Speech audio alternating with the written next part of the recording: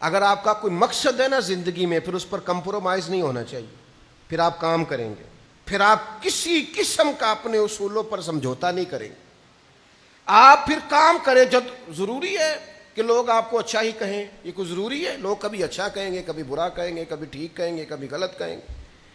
لیکن آپ نے اگر کوئی مقصد بنا لیا ہے تو سب سے پہلے تو آپ کمزوری نہیں دکھائیں. اصولوں پر کوئی سمجھوتا کبھی نہیں، کسی موقع پر نہیں. اپنے اصول بنائیں، پھر ان پر ڈٹ جائیں.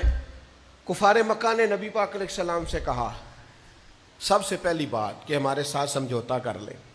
انہوں نے کہا کہ اللہ کے رسول صلی اللہ تعالی علیہ وسلم اس طرح کر لیتے ہیں، ایک سال آپ معاذ اللہ ہمارے بتوں کی پوجا کر لیں، ایک سال ہم آپ کے رب کی عبادت کر لیتے ہیں.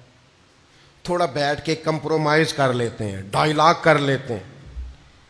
آپ ہمارے بعض بتوں کو مان لیں، ہم آپ کے خدا کو مان لیتے ہیں. اللہ کے رسول نے کیا فرمایا؟ فرمایا میں اللہ کی پناہ چاہتا ہوں ایک منٹ کے شرک کے ساتھ بھی.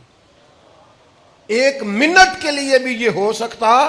قل یا ایھا الکافرون لا اعبد ما تعبدون، او کافرو، نہ تم اس کی عبادت کرتے ہو جس کی میں کرتا ہوں، اور نہ میں اس کی کرتا ہوں جس کی تم کرتے ہو. لکم دینکم ولی دین، تمہارا اپنا دین ہے اور میرا اپنا دین ہے. خاص ہے ترکیب میں قوم رسول ہاشمی.